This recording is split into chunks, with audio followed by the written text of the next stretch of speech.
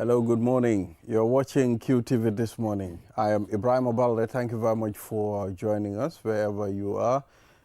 It's Monday. We're back again, the 25th of August, 2025. And we are broadcasting from our studios on Kairaba Avenue, The Gambia, West Africa. So wherever you are, thank you very much for always willing and always following the program. For those that send their contributions, the likes of brother Ibrahim Jawara in the United States of America. We also have people like Bahore in Gabon, not forgetting Banki in Spain. We're saying thank you for always following. Angela, Auntie Angela in the UK, not forgetting our viewer in the Philippines. Yeah, so it's good to be back here. I'm with Mr. Momodu Mboj as the co-host of this program. Yes, Mboj, good morning. Good morning. My sweet half. I don't even know where she is, but I know wherever she is, she's thinking about this program because she always loves to be on this platform. You think so? Yeah. Oh, you know so. That's what she said to me. I don't know if she's doing otherwise. So good morning, Mr. Ade, our newspaper review guest. Yeah, good morning, Ibrahim. It's good to be here. Another day, and luckily for us who normally have to traverse the rain and so on, there wasn't much rain yesterday. There was a patch along Bertil Harding where it was the only bit that had rain yesterday, so I drove the length of it. Oh. It was quite curious, but I guess I've seen it before. But yeah, it was a lovely, pleasant day, so I went for a drive. It's telling you how nature works sometimes. Indeed. Other parts will rain. Curious. Kairaba Avenue will rain, you go to Westfield and there'll be no rain. In fact, it was so dry everywhere else that when I hit the patch that had the rain, it was quite a shock. It was quite astonishing. What's going on? Yeah. You know, yeah. And then once you drove past it, it was dry again. It was dry again, and so then, it means there was just a strip. Exactly. So it's good to be back and share this platform with my senior. I mean, should I call you my colleagues or my bosses or my mentors? We are your colleagues. You are everything. We will also be engaging our regional correspondent Bakari Balde on the shooting incident in Dongoroba. He will send us an update. Possibly we will be engaging the family members as well. It would have been very interesting if we would have engaged the police PRO as well for him to shed light on the matter. They've posted something on their page. So maybe if you can go to their page, you might be able to see that. You might be able to see that. Our colleagues might be able to send it to us. But they've posted something fairly full sort of details about the incident on their page this morning. So yeah, we can. And I do see we have a proverb or words of wisdom, it says here, which we were meant to do on another day, but we couldn't go ahead with it. Yeah, but we can still use it. We can use it or we can skip it because it's so confusing that it alleges it's a Yoruba proverb, but I'm sure my Yoruba people are more sensible. What does it read? Well, I'll read it then. It says, beggars will not lick a bleeding hand. They will lick a hand covered in palm oil. They will lick a hand covered in palm oil. So let me read it again. Beggars will not lick a bleeding hand. They will lick a hand covered in palm oil. But what's the difference? What's the difference? What do you mean, what's the difference? Blood and palm oil are not the same. So what this claims it's theirs. That's one of the, when I read it at first, it was quite confusing. But then when you look at it, they will not lick a bleeding hand, but they will lick, so although both would show red, one, why would you lick somebody else's bleeding hand? But what happened? I mean, that's very interesting. I just never heard this one before. No. But I immediately started thinking about the bleeding hand.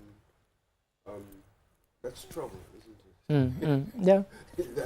Something has happened bad. Absolutely. With palm oil, we eat. So it's like the human being doesn't like the toil stuff, the hard work. They never appreciate it. Right. They never appreciate the hard work. Yeah, right. Yet we want the favor that sort of doesn't Yes, and even if you took it literally, if you cut yourself, say you cut your hand, you're not going to lick it just because it's your hand and it's bleeding. But if you had palm oil on your hand, some people still lick it. If they are caught, some people will lick it. Some might some might just they believe it will heal quickly. Well, taking the average. Quite. Not the extreme. But this is telling you, people will not see your hard work. All they will see is results. You understand? So once you are in the process of going through ups and downs, hurdles, you are alone. But when there is success, everybody comes, try to congratulate you on your success. So it's telling you, keep pushing. There is light at the end of the tunnel. When you work hard, everybody would like to lick your hand one day. Yeah, you never know. You never know. And of course, there's the famous saying that success has many fathers, while failure is an orphan. When something happens, everybody claims to have been involved in that person's success. But when you fail, nobody wants to associate with you.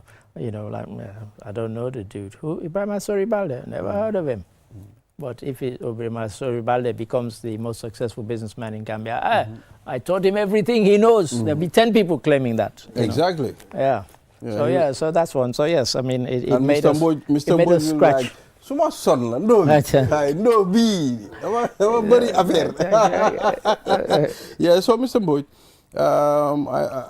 that's quite a very interesting proverb there. Although it's a Yoruba one, very hard to interpret, to understand. But at least we because with some of these, I always say maybe there's something lost in translation. You have to hear it in the language of its origin to know the nuances. Maybe. So let's talk about the protest. There in the newspapers. Yes, this protest that happened at the Pura headquarters office. Whereby youth were demanding, the reduction. When it comes to data, some of them were arrested and 16 detained. In fact, what I heard, some of them were granted bail, but they said they wouldn't be bailed. Don't you heard? It's front page of your newspaper. The Foroya says so. 16 protesters declined police bail conditions because they want to be martyrs to the cause, really. So, getting bail would be kind of accepting that they've done something wrong and so on. I think bail was set at 50,000 or something, but they declined it. They'd rather, because that way people can feel that they're suffering on our behalf and so on. So they declined. They declined. And we'll see what happens next. They'll be taken to court, and who knows, they'll probably be released without charge. But yeah, that's... Well, let's see what will happen, because the authorities, they have their reasons of doing whatever they want to do. Like it is said, every individual to have the right to go out and express how you feel, what is hurting you. So we cannot say much about this. We need to leave it to the authorities to handle what they have to do. You can say we leave it to the authorities, but you're the one who brought it up. So we can't now. There's a lot we can say. Why was it that these people had decided to protest? Why were they arrested? We didn't discuss the prudence of it. Yeah, quite. And there's the aspect of the legality of it. Yeah, There are different aspects that really one can discuss without necessarily prejudicing. Yeah, quite. Because you saw the videos that have done the rounds. People being told this is an illegal assembly. And one of them, I think, Killer A, saying, we are legal, as they were being arrested. You saw one policeman shouting at another, do your job or else. So there are a lot of things we could say about it. As I said, seeing as you brought it up, we can't kick it under the carpet now. But yes. Well, yes, because it's brought up the whole thing about, Well, I've listened to one of the protesters. What he said was, okay, when the policeman said to them, this is not legal. It's an illegal gathering. You are not given the permit to do this. They said, okay, we have the right to come and gather whatever we want to do, as far as we are not using microphones, we are not using any sort, we are not using the highway, then we don't need a permit to do that. Yes, we are not in communist Russia where you can detain people for just getting together because they said it was illegal assembly, and people were really worried about that. Like, do we really have those type of laws still on the books? Well, the truth is, yes, we do. Where 30 people gather, it could be anything. They could have said we're going to a football match. Really. So when you start charging people with illegal assembly, that's very dangerous ground. And so, yeah, there's a lot we can say about this. As Mboj says, So we've also seen former jungler sentenced to 67 years for torture. Yeah, we have a story which we can run, and then we can discuss it if they have it. I hope our colleagues have it. Yes, if we have the story for Michael Correa, we can run it. We can run that story. Yeah, please. And then we can delve into it. I couldn't hear it. A soldier has been given what amounts to a life sentence in the United States. Michael Sankoria, once a member of the Fiat Junglers unit, will spend 67.5 years in prison for his role in torturing detainees following the Gambia's failed coup in 2006. According to the U.S. Justice Department, Correa was convicted in April on 1 count of conspiracy to commit torture and 5 separate counts of torture. Senior District Judge Christine Aguelo handed down the sentence in Denver, describing the crime as severe and deliberate. The trial's progress was supported by the efforts of victims and Gambian civil society organizations. 11 victims and family members of victims traveled from the Gambia to Denver to testify and observe the proceedings. Victims gave harrowing testimony. According to Trial International, one man described how Correa burned his thigh with molten plastic. Another said he was suffocated with plastic bag until he nearly lost consciousness. Others spoke of beatings with wires, sticks, and the use of electric shocks. The abuses took place in Mile 2 prison and other sites after the March 2006 coup attempt. Correa was part of the Junglers, a paramilitary squad loyal to former President Yahya Jammeh, accused of carrying out torture, killings, disappearances in his 2 decades of authoritarian rule.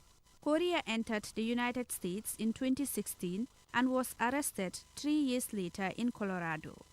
Human rights groups say his trial shows that the U.S. can prosecute torture committed abroad if the perpetrator is found on American soil under the Extraterritorial Torture Act. According to the Center for Justice and Accountability, this is only the 3rd time that the U.S. Torture Act has been used in court, and the first against a non-citizen. Survivors call the sentence a long-awaited victory. According to Trial International, they said the judgment finally recognized their sufferings and sends a message that, in quote, torture has consequences, even many years later, end of quote.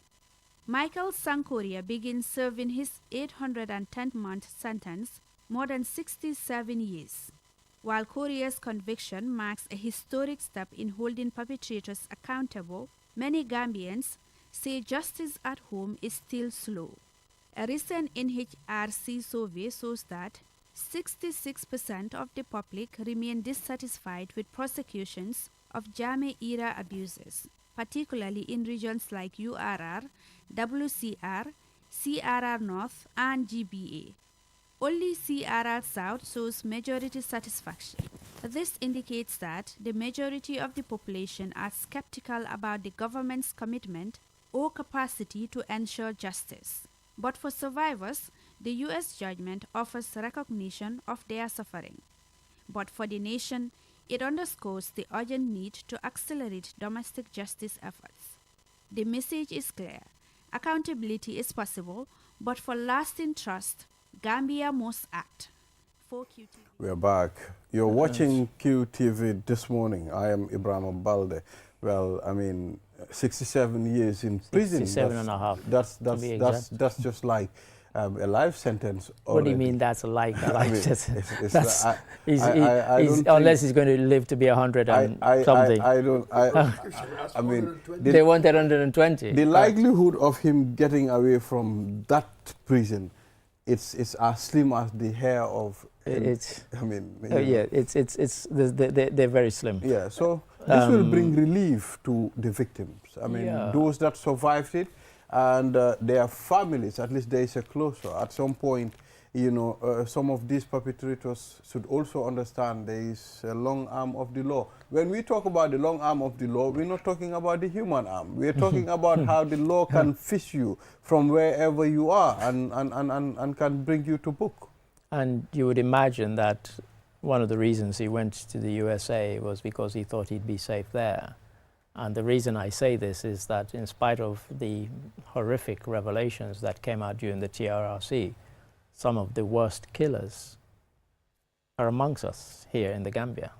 They've never been taken to court and might never be. I say this because you heard the end of that. Is it unwillingness, or is it that we do not have the capacity to bring these people?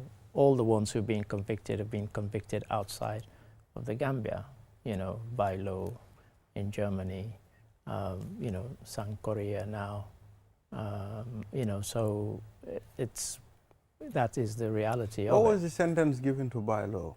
Gosh, I can't recall now, but he was sentenced in Germany. He was tried in Germany. And of course, by German law, when somebody is you're tried, they never give your full name. So in all the German newspapers, it just had by L. They never have the full surname. They have that in some other European countries. In the UK, they don't have that. They will put your full name and your age. I've seen a case like that. Yeah, and they put your full name and your age and everything else. But at the moment, there are many who, as I said, they came and they confessed to horrendous crimes, and they're still strolling around the Gambia untouched at the moment. Well, the thing that surprised me the most is when you hear people circulating certain videos and still denying, okay, there are certain atrocities that were committed by Jammeh, and his associates. At some point, people will tell you, have you seen Jammeh killing, or have you seen Jammeh torturing? Yeah. Jammeh doesn't necessarily have to do the dirty work. Yeah, but he can order it. If he order it, of course it's from him. I regret even having the discussion online with somebody, because what he claimed was that these people who came and self-implicated and said I had killed 48 people, whatever the guy said, had been paid to come and implicate themselves and then by extension implicate Yahya Jammeh. That's quite a ridiculous claim to make, that for money you come and say I'm a killer and I've killed 48 people just so that they can get at Jammeh. But that's the reality of the kind of nonsense you have to deal with. Well, now the thing is, there was a TRRC. Yeah. We all saw, we all heard. Saw and heard, yeah. Absolutely. Afterwards, they gave us a report. So to deny that,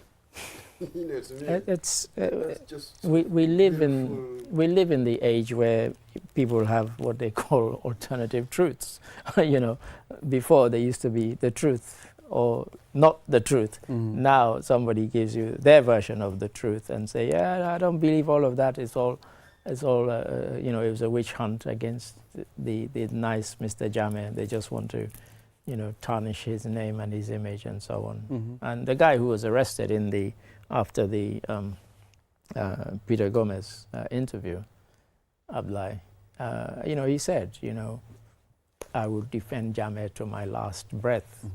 And then 2 sentences later, my loyalty is to the Constitution. Well, no, it's not, because of what you just said. Well, yes. They sort of try to create alternative truths, but these things do not change reality. Look at Sanyang, what happened to him. The reality stepped in, arrested, arraigned, you're going to court. So there is reality. So we'll play all sorts of games about alternative this, alternative that. But again, once you act, then reality will. There must be, and in fact, counter reaction from reality. That's right. And you will learn in action that actually there is reality. Well, you see, of what I think. we are all governed by law of the land. You understand? You can say anything, you can do anything you want, but the law also can apply to that anything that you've done. So I think the Abdullah guy wasn't reasoning well. I mean, sitting on air and try to spew certain words can be very dangerous. It's the kind of thing you sit and you say in a banter bar with your friends, but to go on record. On air, live. On air, and as myself and Mboj were discussing it on the Weekend He shot Review. himself. Well, yeah, you know, and, you know, I suspect he's regretting, you know, and of course Peter did kind of joke with him on the program. You know, I hope you won't be arrested. You won't be arrested for what you're claiming here, because he made some quite outlandish claims and allegations, and yeah, you know. He said he was the one that brought ECOMIC to the Gambia. Well, yeah, you know, it's.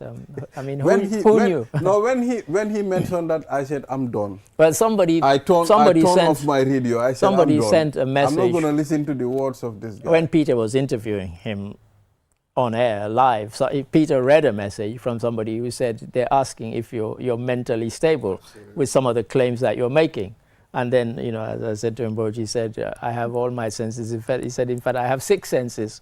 And the 6th sense, he said, was about, you know, military preparedness or some nonsense. Have you listened to the interview of the Sanyang guy too, the ADD guy, the Alliance for Democracy and Development, the new party? No. I mean, quite interesting guy. I confess I haven't. He made a lot of punchlines, I mean, during his interviews. And I would definitely Who was interviewing him?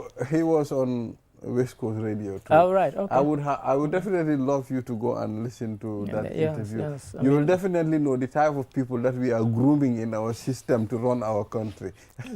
Only if people vote for him, of course. Yeah, I mean, only if people vote. Well, what did he say? What are some of the things he said?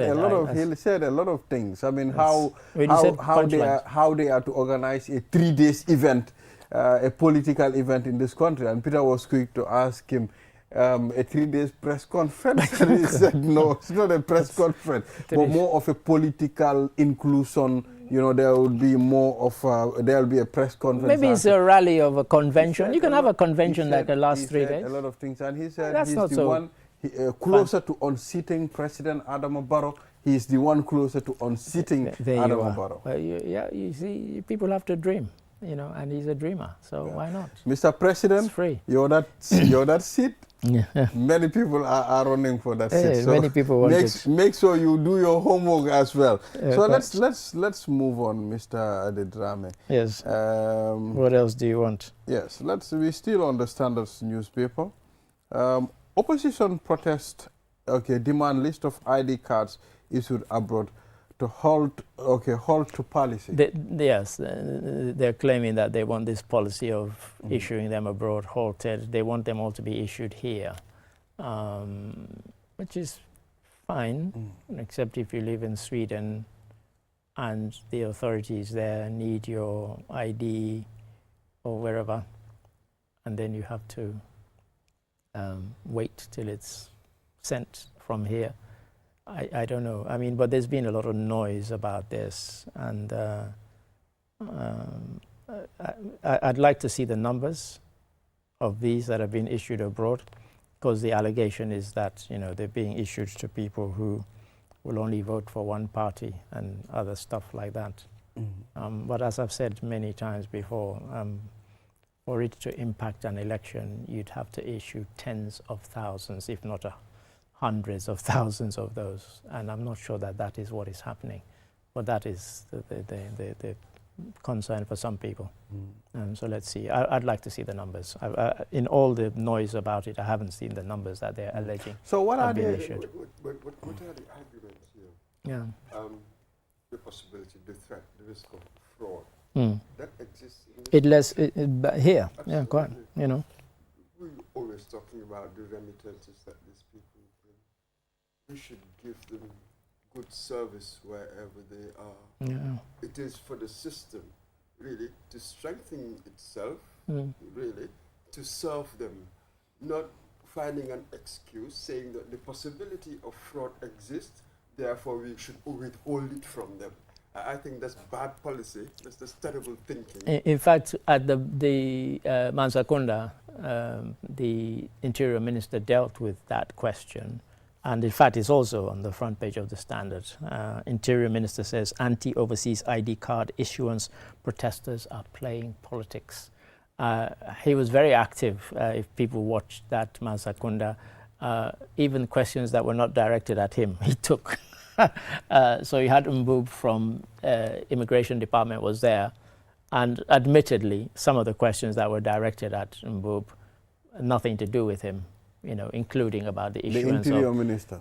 No, the GID guy. Oh, yeah. They were addressing questions to him. Okay, and like, who was answering? The Interior Minister was answering. He kept jumping in, even when and sometimes he was actually correct in doing so because they had nothing to do with Mbub. For example, issuing of ID cards.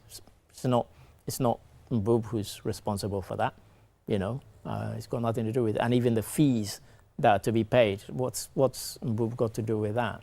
You know, but the journalists were directing the questions at him, and the minister would say, no, those are administrative things that aren't actually under the Ministry of Interior. They're under the Ministry of Interior, not under the head of the Gambia Immigration Department. You know, they have other tasks that they are their remit, so they have that.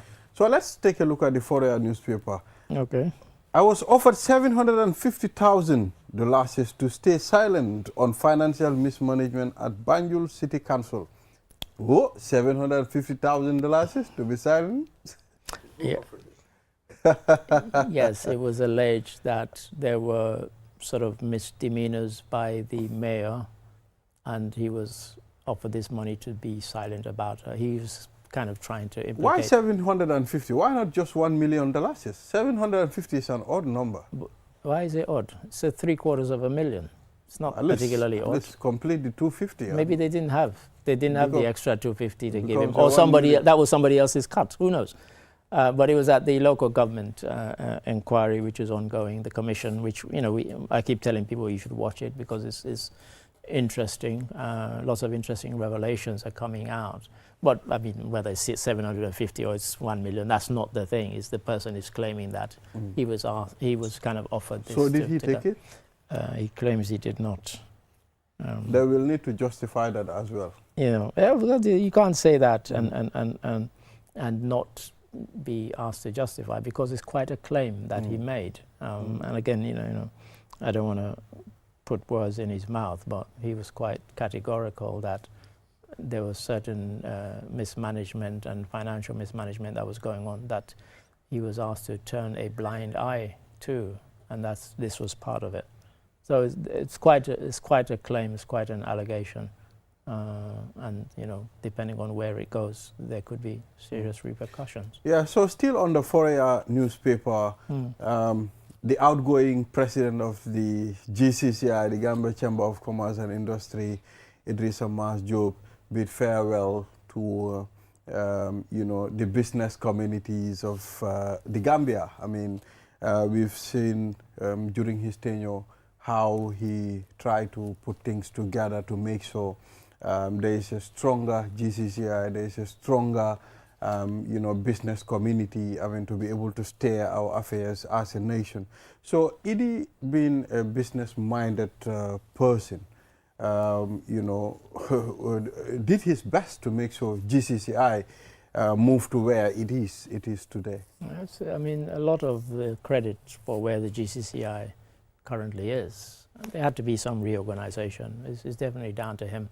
And now we will see whether succession planning was one of those things that he did. Because it's fine if you do great works, but if you leave the stage, can they carry on the good works because of the groundwork that you go? So in the headline it says he applauds and encourages quality of nominees to contest board seats. So the proof of the pudding will be in the eating. If we sit here a year from now and we say, wow, you know, he left a fantastic legacy, and this is how the GCCI has carried it on, that will be how we will judge. Absolutely. There is one thing that I can say. You know, the introduction of a lot of, ways for young business entrepreneurs to be empowered.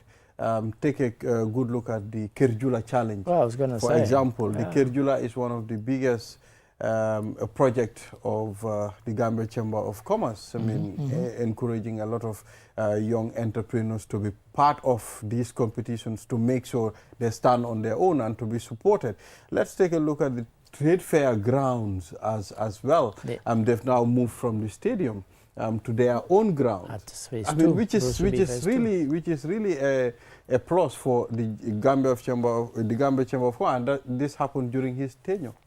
Yes, and also these are tangible legacies. That's a tangible legacy. Absolutely. Yes. So yes, I certainly agree with you. So we hope the successor will come and take over and also even do better.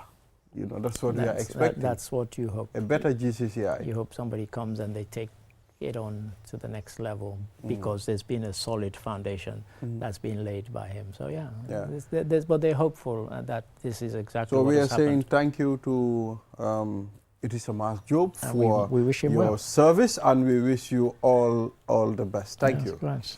Yeah, so let's move on. You're still watching QTV this morning, and I am Ibrahim Obalde.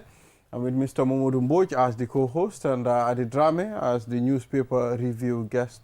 Mr. Ade, we've seen a lot of young police officers in town. I've seen them on the streets. Today when I was coming to work, I saw a lot of them wearing the blue uniform from Tabokoto to Westfield. Even in front of our office, you can see, you realize they are new, brand new sparkling uniforms, police officers, and they look quite young. Some of them look like they should be in school still. But that's, just so. But I mean, is this the biggest intake of the Gambia Police Force? That's what we were told. 1,337, I think, was the number in our news report. Yes, and we were told that was the biggest single intake, sort of passing out parade. And yes, so you see them being deployed at various roundabouts. And I did stop and tease some of them the other day. I said, have you been given special permission to stop cars without lights at night? They just laughed. They didn't say yes or no. And only because I'd seen so many of these cars and nobody had stopped them. But we see them being deployed. And we hope that, it's quite a number. Yeah. It's quite a significant number. Well, there is another remark that is made by the special advisor on politics of President Adama Barrow during a gathering of a Fulani group last week. And this sparked a lot of mixed feeling between people in the Gambia. According to his comments, I have listened to him. Which he has since apologized Yes, for. which he has since apologized. I was also furious about his comments, although I am a Fuller, but I think those are comments that should be avoided, especially people that hold high office like that, claiming to be a Fuller. I mean, mentioning different people in the government of Adama Barrow as these are Fulani people. Why not Fullers are handling big positions, so Fullers should have should have rights in this country. I mean, those are comments that should be avoided if we are to say no to tribalism. Do they not have rights in this country? They do have rights. And you said he's holding a big position. In fact, they're claiming he holds no position. Well, I mean, he's the presidential advisor on politics. So, Is that not a bigger position? Well, that's a big position. Yes. It's Honorable Sehum But he apologized. He did. If a man does something and at the end of the time realize, this is wrong. Sometimes people are carried away by crowd sometimes. But as far as if apologized, I mean, why not? It depends. People apologize because of the storm sometimes, and they want to quieten the storm. So let me give you an example. There are times in England where people will say, it's kind of fake apology. So I say something nasty about you, and I say, I am sorry if you are offended. Okay, so listen to the words. I'm sorry if you are offended.